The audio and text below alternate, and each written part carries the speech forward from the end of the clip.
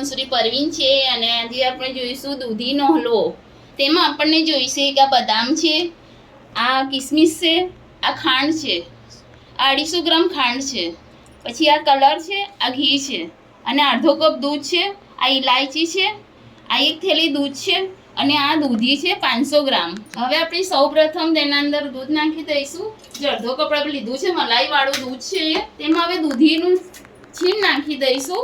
અડધો કપ દૂધ લીધું અને આપણે 500 ગ્રામ દૂધીનું છીણ છે તે આપણે કુકરમાં નાખીશું। આપણે કુકરમાં બનાવવાનો હલવો છે। હવે તેમાં આપણે આખી જ ઇલાયચીઓ નાખી દઈશું। 6 ઇલાયચી છે। હવે એક થેલી આપણે દૂધ નાખીશું અલગથી અને આપણે ગરમ કરીશું। હવે જે કિસમિસ છે અડધી આપણે જે દૂધી બાફવા મૂકી છે તેમાં નાખી દઈશું।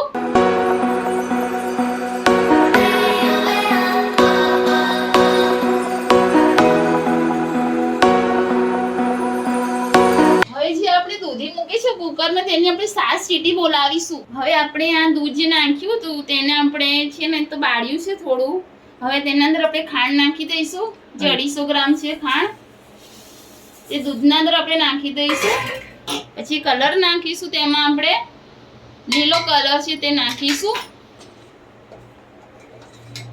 હવે આપણે પાછું એને હલાય જ કરવાનું છે જ્યાં સુધી આપણે છે દૂધનો થોડો માવો ઘટ થઈ જાય ને દૂધ ત્યાં સુધી આપણે હલાવવાનું છે। અને કુકરમાં આપણી દૂધી બફાઈ ગઈ છે। હવે આપણે કુકર ખોલીને જોઈશું તેમાં આપણે દૂધીનું છીણ બફાઈ ગયું હશે।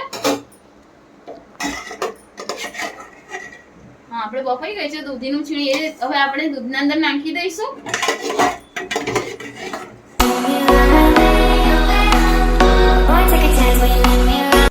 આપણે તેને આ રીતે રાઈસ કરવાનું છે નીચે ચોંટી ના જાય। હવે આપણે તેમાં ઘી નાખી દઈશું। ચોખ્ખું ઘી નાખીશું તેમાં આપણે આપણી દૂધીનો હલવો હલાવતા આપણે 15 મિનિટ થઈ છે।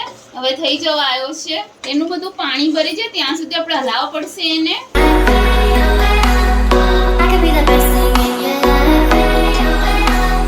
આપણો દૂધીનો હલવો આપણે હવે તૈયાર થઈ ગયો છે। તેને હવે આપણે પ્લેટમાં કાઢીશું।